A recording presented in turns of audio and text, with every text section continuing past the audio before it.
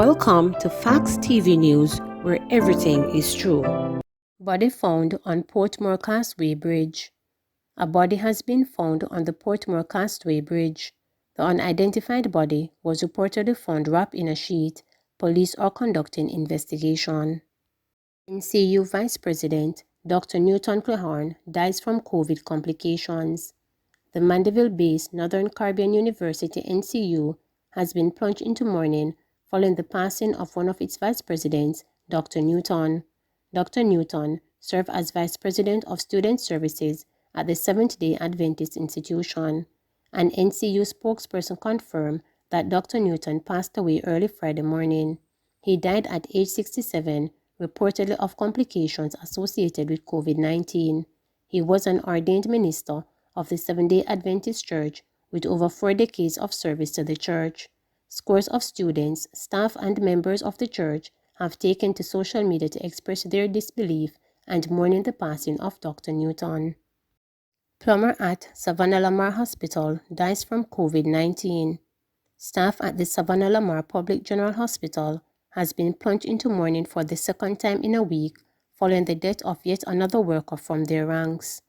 34-year-old David Simpson, a plumber from the maintenance department, reportedly lost his battle with COVID-19 on Thursday night.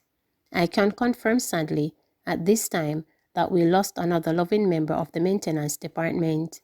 He was transferred to the University Hospital of the West Indies early this week, stated Eric Clark, chairman of the Western Regional Health Authority. Simpson was first admitted to the hospital, where he worked last week Wednesday, but his condition worsened. We regret his passing, and I do reach out to his family and the staff as well, because it is very hard during this time when we have this loss, added a subdued Clark, who said a retired porter from the hospital had also lost his battle with COVID-19. It is not a good day for us, Clark reported. Hospital staff were left reeling after 37-year-old Deidre Davis Cunningham, who led the nurses team of the hospital's heavily trafficked accident and emergency unit, died at the Conroe Regional Hospital on Monday night. She was the second nurse to have died from COVID-19 in August. 41-year-old Annette White-Bess, who worked at the front lines at the Percy Junior Hospital in Manchester, died on August 10. St. Anne rocked by killing of community stalwart. The rural community of Fort George in St. Anne, near the border of St. Anne and Clarendon, was doomed Thursday evening by the grisly murder of 55-year-old community stalwart Oakley Atkinson Price, better known as Mama. Her mutilated body was found naked lying face down in blood on the floor of her house. Area residents said Mama was staying alone at her home in the usual peaceful community because the son who lived with her is now abroad on the farm work program. No house is located near hers. The front grille of her concrete dwelling was found locked, flowing speculations that the killer perhaps gained entry through the back door. The Jamaica Constabulary Force officers, who were still investigating, were at the crime scene up to late Thursday night. They confirmed the murder and the victim's identity, but said they did not have the details readily available. A Fort George resident reported that throughout Thursday, various individuals went to Atkinson Price's home and called her, but they left after getting no reply. Her son, who is on a farm work program, was trying to get her on the phone from Thursday morning and could not get to her, the resident said. He further stated that the son eventually contacted another resident of the community, and that resident went to the house to make checks. That's when the body was found. Mama was a nice person. Everybody weak out here right now. Me can't understand why that would happen to her, a male resident said. One of Atkinson Price's nieces, who asked that her name be withheld, spoke gloomily of her late relative. My aunt was kind and loving. She would give away her house to strangers if it came to the test. She is never sad. She is always smiling, the niece added. Mama, who is said to be an active church member, has 4 children. Woman murdered in St. Anne. 24-year-old Shani Keynes, otherwise called Shan, bartender of Lewis District, St. Anne, was shot and killed by unknown assailants at her home on Thursday, September 2nd. Reports from the St. Anne's Bay Police are that about 9:20 p.m., Haynes and other family members were at home when armed men gained entry to the house and opened gunfire, hitting her before making their escape. The police were summoned, and on their arrival, Haynes was seen with multiple gunshot wounds. She was taken to hospital where she was pronounced dead. The police say investigations will continue. Shutter on bail allegedly steals more than $450K from man's house. A Westmoreland man is facing several charges after he allegedly broke into a man's house and robbed him of several items, including over $450,000 in cash. He has been identified as 28-year-old Junior James, otherwise called Shutter, a laborer of Barracks Road in Savannah Lamar, Westmoreland. James has been charged with assault in common law robbery with aggravation and illegal possession of firearm. Reports are that about 4 p.m. on Friday, August 27, James and three other men drove a motor car into a yard, started tooting the horn. It is alleged that James and his accomplice then exited the vehicle and went to the back of the house where they confronted a male resident. James reportedly pointed a firearm at the man, who ran in fear for his life.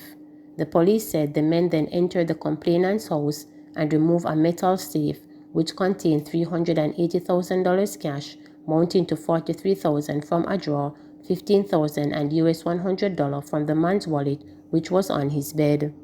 The men also took two blue cellular phones and thereafter made their escape in a waiting motor car while opening gunfire along the roadway, the police said. The police further stated James was arrested a day later at the Savannah Lamar police station while reporting on condition of bail for another offense. He was subsequently charged on Tuesday, August 31st, 2021 for the aforementioned offenses after an interview in the presence of his attorney. Field Hospital to reduce COVID pressure in Clarendon. The completion of a 40-bed field hospital in May Pen, Clarendon is expected to reduce some of the burden on public health facilities in the parish with the sharp rise in the number of COVID-19 cases.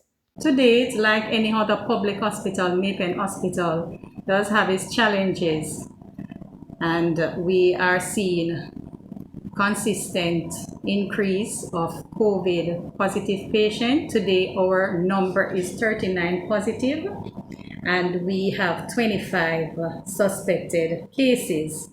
Our bed occupancy at present is 188. We continue to monitor our isolation ward at this time, which is a 26 bed space. We are now full, but we continue to ensure that we keep our COVID patients in areas so to avoid or minimize infection control. Our isolation side rooms, we now occupy those areas, and we have selected a cubicle on the ward area where we have those patients in one area. Today, installation has started, and we are very happy to see the tents going up. The tent that we had received, it's a 40-bed tent, and with that number, we are anticipating that we will be having adequate space to accommodate our patients. The expected completion time for the installation of the tent, we are looking at Friday, September 10th. That's the time in discussion with the Jamaica Defense Force. So far, work is going steadily. The laboratory facility is also in process of construction to begin. Excavation should take place starting tomorrow.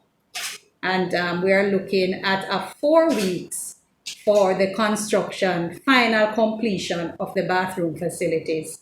And if you might ask me within that 4 week, what is our intention? Once we see the increase of patients coming in with COVID symptoms and those positive, we are looking at a possibility of trying to get portable bathrooms and toilet facility so that if the need arises before the 4 weeks, then we can start service within that area. So far, our oxygen is good. We have adequate 6.91 cylinders. Our liquid is also going well.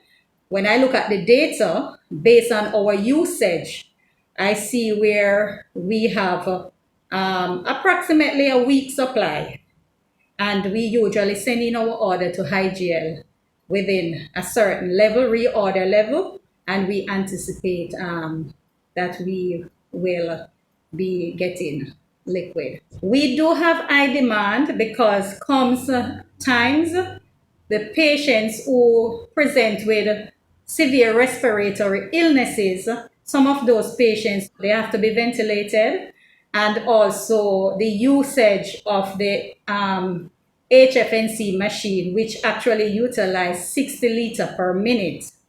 But what we do, we continue to do reading every 2 hours so that we are abreast of what is happening and able to see the flow of the liquid, how fast that is going. Because in looking at our reading, between yesterday to today, we have utilized up 753, where we see an increase of 50 liters, an increase, and that would be because of our patient on the HFNC machine. But as I said, we continue to monitor. Every 2 hours, our report is given from the maintenance operations department. And we are in close communication with IGL because oxygen is life. As far as I know, all categories of staff in our facility, they have been very receptive. I am unable to give you a number or a percentage, but for the most part, our staff at the initial stage when the AstraZeneca came, staff came out and they have been taking their vaccines. Also, on the Operation Blitz, staff turned up, they participated, and we have seen where a large number of our staff here at Mapen Hospital are in support of it and have taken their vaccines. We continue also to encourage, because there might be some that have not taken. I just want to take this opportunity to appeal to our Jamaican people. This is not a fairy tale. We need to understand the importance of taking the vaccine, because once you take the vaccine, you are in a better position if you should come in contact with the virus as against if you have never taken the vaccine. So I encourage you all to be vaccinated and also continue to follow protocols, because so many places you go and you see gathering and persons not wearing their masks. You must wear your mask. Social distancing is very important, and sanitizing, and stay home if you don't have to go on the road, because COVID-19 pandemic, it is real. We have been seeing numerous deaths, and I am sure all of us wants to live. 17 more COVID deaths, 735 new cases in Jamaica. Jamaica recorded 735 new COVID-19 cases and 17 deaths on Thursday, bringing the infection total to 69,789 and virus death toll to 1,585. The Ministry of Health and Wellness reported that the new cases comprised of 397 females and 338 males, with ages ranging from 12 days to 93 years.